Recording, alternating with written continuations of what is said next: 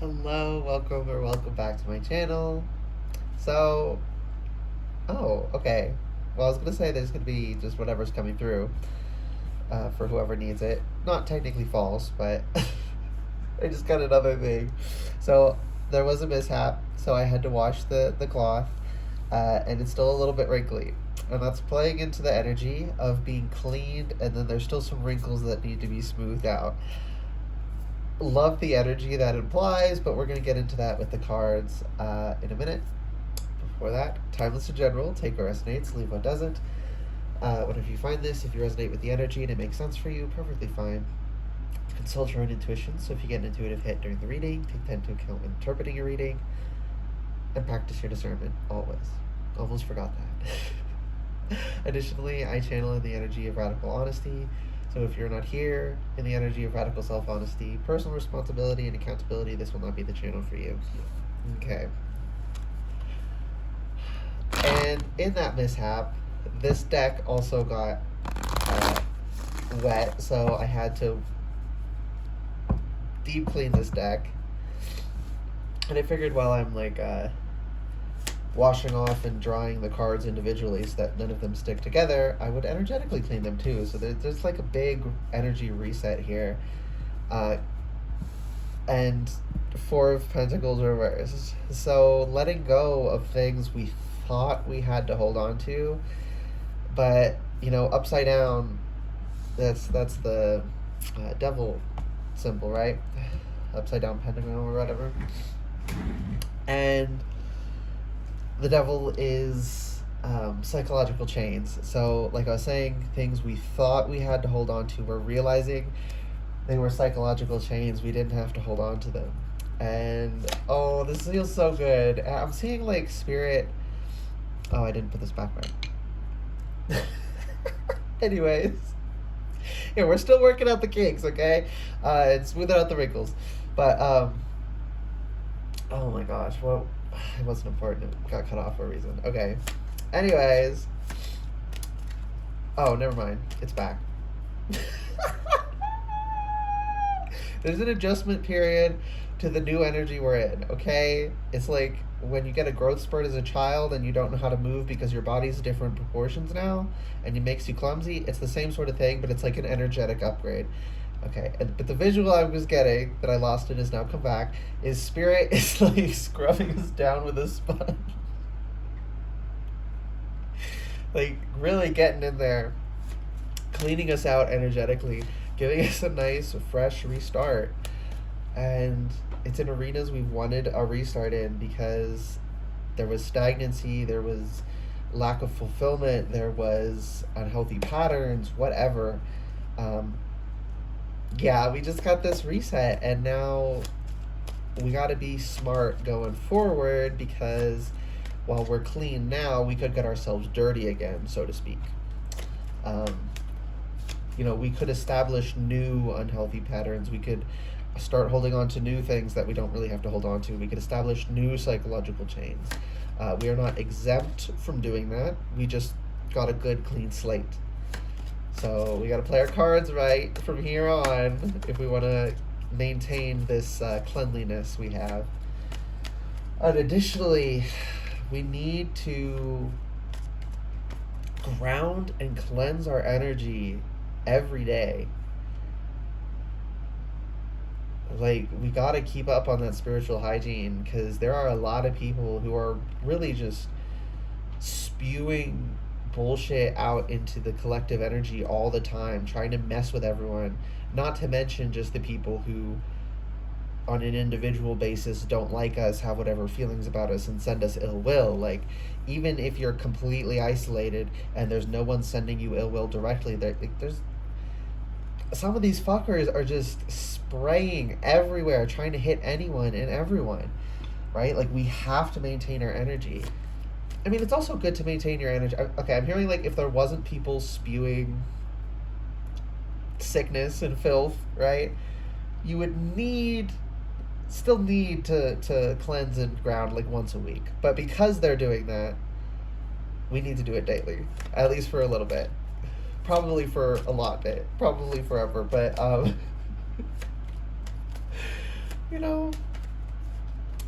there would still be that like maintenance level, just normal existing. We still need to keep up with it.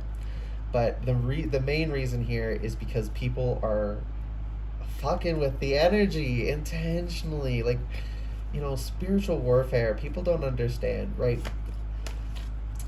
There's this idea with spiritual warfare that it's like absolute good versus absolute evil, and it's very simplistic and two-sided.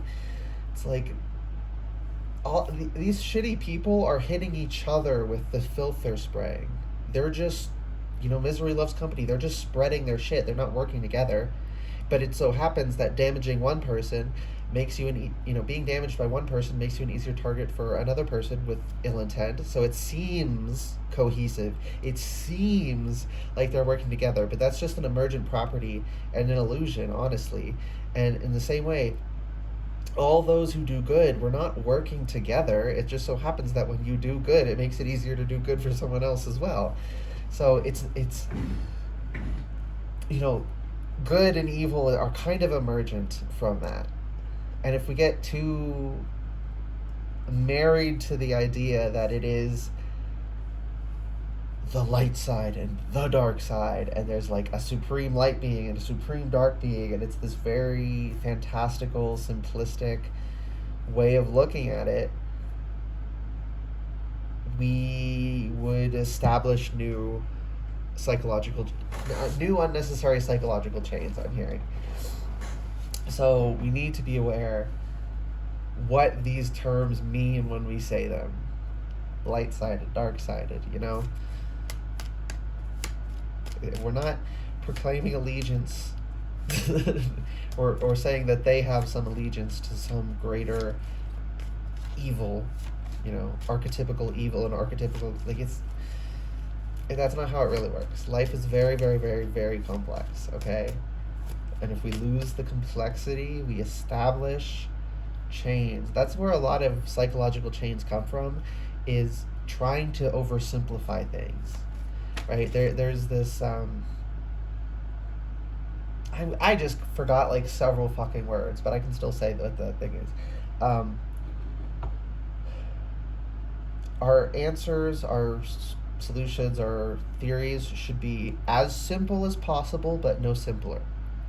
So no unnecessary complexity, and nothing is ignored to make it simpler than it is. We just make it as simple as it has to be to work. We don't overcomplicate it. You don't oversimplify it. There's a specific point you got to reach, and it's a little bit tricky, but such is life. We gotta do the work to, balance on that tightrope. It's not as simple as going to one side or another. We want it to be this simplistic one side or another, but it ain't. Okay, so the reason I can't get off of this is now that we're all blank slated energetically, not like we got erased, but like we're still there, but the gunk got scraped off. So we got blank slated in that way. There's all these people who are like, well, now that those claws were removed, I can dig my claws in. There's an opening to take advantage of these people. There's a lot of energies like just on the periphery, like waiting to bite into us. And that's why I have to stress this, like, we need to put our defenses up and hold our ground and not allow connections in willy-nilly. Let no connection in without first evaluating it, right? That way you don't have to cord cut any relationships that were formed without you wanting them to. And then, not that you'd never have to cord cut after that, but if your energy's too open, people can attach cords to you even if you've like never spoken to them. Like, people's obsession can attach to you. It won't just be that you got a cord cut, Four of Wands. It won't just be that you have to cord cut, friendships that turn sour or something.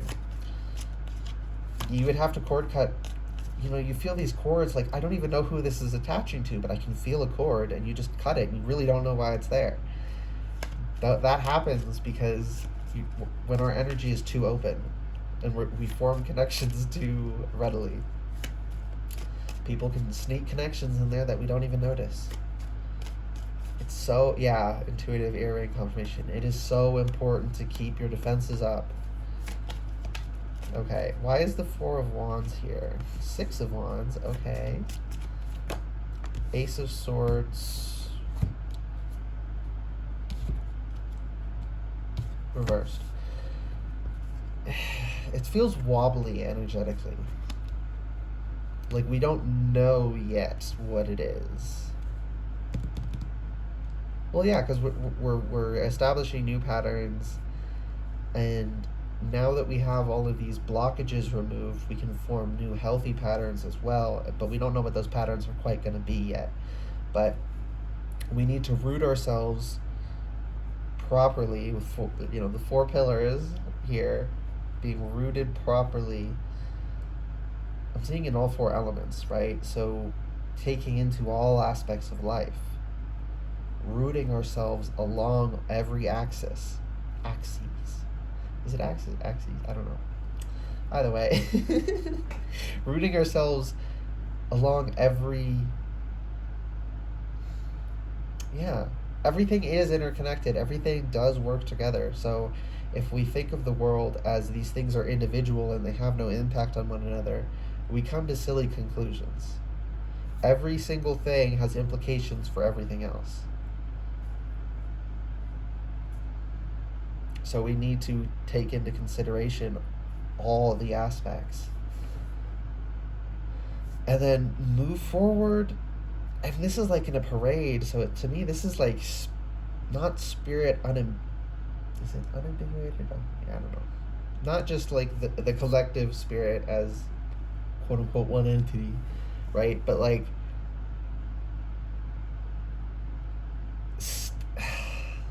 that too, spirit, just spirit as spirit, but also every single characterization, manifestation, form taken. It's like all collected as a crowd to cheer us on. So we have so much support. Spirit guides, spirit as a whole, the divine masculine, the divine feminine, every breakdown therein, every single possible form is gathered to send us off. So much support. And that's another reason we need to ground and cleanse and call in new good energy from source every day, because that's how we're going to keep access to all of this support we're getting from spirit. Like I'm hearing all of our spirit guides are cheering on everyone. Like every single spirit guide, every person who's passed on, everyone's higher self is in this fucking parade cheering us on. Like, I just heard realms and realms are supporting us. But with the Ace of Swords reversed, we don't know what's coming. We don't have this knowledge. So we're fucking scared. Ooh, like I said, there's still wrinkles that need to get smoothed out. It's okay. We have all this support behind us. We really think we can fail? Kind of silly Billy of us to think that. Trust me, I know. I am also kind of like, what are we gonna do? I don't know what's coming, but we don't need to. We don't need to worry. Some people are delusionally confident when they shouldn't be, when they have reason to not be confident. So why shouldn't we be confident when we have reason to be, with all this support behind us? And also spirits just like, you have the capabilities, you have the tool sets to do what you need to do. Even if we don't know what those are yet, we'll figure it out. Like, I don't know. If they can be delusionally confident when they have reason not to be, I think we can be delusionally confident when we have reason to be. It's not really delusionally confident if we have reason to be, but y'all know what I'm saying. So we got 9 of Wands and 5 of Wands. It ain't gonna be easy. We are gonna have to take tests. We are gonna have to solve puzzles. We are, think of a hero on a journey. That it's not easy. They go through trials and tribulations and have to take on task or enemy after enemy and task after task. It's not easy. It builds us up by challenging us. We are on our own journeys individually. We're all on our own individual hero's journey, so to speak. Magician, come on. Yeah, magician. We got the fucking power. We have the ability. If we didn't, Spirit wouldn't have sent us off. We wouldn't have gotten this parade sending us out into the wilderness. We wouldn't. If we did not have the power. Yeah, and okay, where I place the magician, pointing down to the Nine of Wands and Five of Wands, like that intuitive confirmation burp, so much of the power we are gathering is coming from our trials.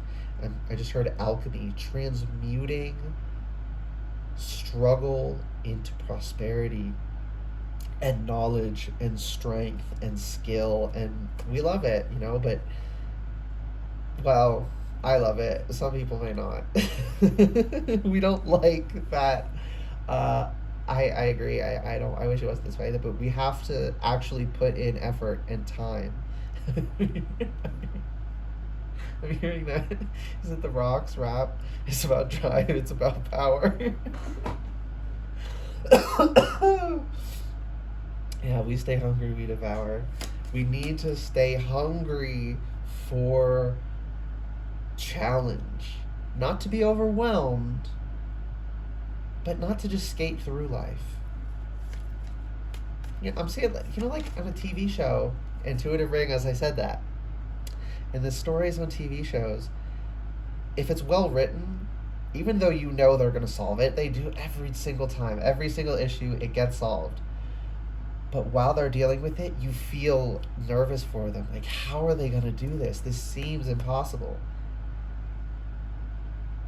That's how it feels to actually go through it. We don't know how it's going to happen. We have to figure it out. But we can do it. And we learn so much through doing so. Okay. Which way is this going? Way, apparently. Eight of Wands reversed. I just heard the reason it feels like certain things literally never stop. Not that, you get some challenges every couple days, but the reason it feels like literally every waking moment is a challenge, or it has felt that way, is because the challenges were building up and not getting dealt with. If we don't deal with them, it builds up to the point that it's literally every moment is a challenge. But when we handle it, and we got a blank slate now, so it's just coming in one at a time now. And if we choose to ignore it, it'll build up. But it's not there yet. And Spirit wants us to appreciate that if I can stay on top of this, I can keep a handle on it. Now, if you slip up, don't beat yourself up. Such is life. We are people. It's about getting back up again.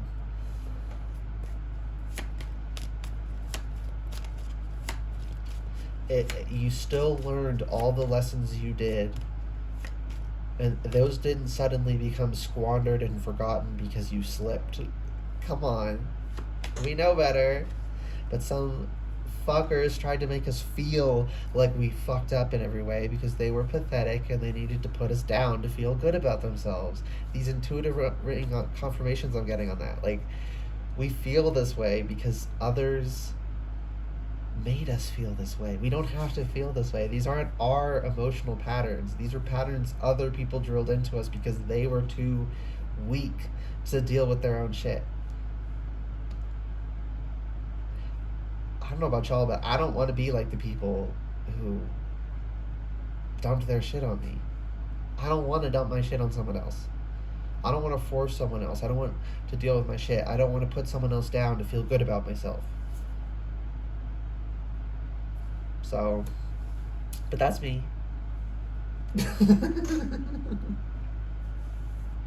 So I'm gonna choose to be stronger. I'm gonna choose to strengthen myself every chance I get, even though it fucking sucks. It truly is miserable. It's a lot of work, but like, that's the hand we're fucking dealt. That's what we gotta do. That's the name of the game.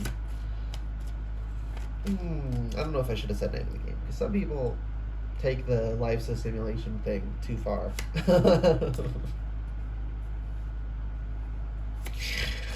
We don't live in the Matrix. Life would work very differently if this was literally a technological simulation. Okay, any last messages? We got King of Cups. I just heard our first big lesson, our first big chapter. I'm seeing like Avatar Last Airbender, so having to like learn an element at a time. Our first big chapter. Right, yeah, because in the show, each season or big chapter is one of the elements. Yeah. Anyways, King of Cups, our first big challenge is becoming sovereign over our own emotions. Being able to contain our own emotions. And become a rock for others. To become so emotionally strong that we have excess left over from taking care of ourselves that allows us to take care of others more. Whereas if we give when we're not even giving to ourselves at all and we barely have any because, we're so strung out from never giving to ourselves, we have no fucking energy to give, yet we give it to others. It's like, well, I'm helping others. Yeah, but we're hurting ourselves at the same time, so we can't help them very much. We actually have to be selfish and take care of ourselves first to make it so that we can be less selfish and help others more. Like, it seems paradoxical. It's not really when you learn to understand life and duality and yin and yang, to and fro. Like, it's all necessary. And the first lesson, big lesson, is sovereignty over our emotions. If you're getting a different element with that, like think different suits royalty, if you're getting a very specific message of that, maybe your lesson is a different, like yours, if yours is pentacles, it would be like areas of physicality, establishing physical comforts and maybe income source. If it's swords, it might be learning to speak your truth, not censoring yourself, not people pleasing anymore. If you're getting fire, it might be I just heard it's about drive, it's about power again. But yeah. Yeah, if you're getting wands, it might be about establishing drive and power and passion and, lighting a fire under your ass. Maybe you don't have the energy to do things, so your first lesson is going to be fire, finding your fire. But for the majority, and those who didn't get like a different suit flashing in their mind, and yours is cups, it's just mastering our emotions. Being able to feel and know that emotions are emotions and they're fine. I hate this word, but I'm going to say it. And they're valid. But valid emotion does not mean overrides reality. And that's another part of owning your own emotions, is understanding that though I feel this way, that does not mean everyone else needs to change the way they're behaving for me. That does not mean, if we get offended over something that we misheard, the other person is not responsible to apologize. I figured that out quite young, but it seemed like no one else was figuring that out. Like, we make mistakes and we get offended over nothing sometimes. If we can't own that sometimes we're offended by mistake, right? When you weight emotions too much, it's, I'm offended, you have to apologize to me. It doesn't matter why they're offended. It doesn't matter the validity of the claim. They felt it, so you have to. No, that is abusive. That is domineering. That's fucked up. Don't do that to people. Do not tell people they have to apologize because you had a dream that they did something to you, or you misheard something they said, and then when it's cleared up that you just misheard, Like I'm seeing someone, like, there's literally a fucking video you can watch and see they said something different than what you heard, what you thought you heard. Like, sometimes we're wrong. And that's going to be a big lesson for those that the cups is our first lesson, or is our first big arena, or is our first area of mastery, because the magician has mastery over all four elements. A big thing for a lot of those whose first lesson is in cups, first big chapter is in cups, is going to be getting offended and then realizing you were mistaken and owning it. Because that takes humility. It's not fun. It isn't. I'm not saying it's fun, but we still got to do it. We're still responsible to do it. So, yeah. Okay, that's the last message. Oh, no, it's not. Temperance! We love temperance. So, also water back and forth, to and fro, alchemy, but just also water. And yeah, focus on the water. Focus on the water. Even if your first lesson is in another arena, don't neglect water. Don't neglect that energy. Okay. Take care of everything. And again, before I go, cleanse, ground. I guess bless your energy every day. Yourself and your energy centers. Like, call in new energy from source. Ground your energy. Cleanse your energy. Call in energy every day. That's so important for spiritual hygiene. Okay, with that, I hope this reading resonated and was helpful for you guys. If it did resonate and it was helpful, please like the video, comment anything you want, and subscribe to the channel if you'd like to see more readings from me in the future. Bye, guys.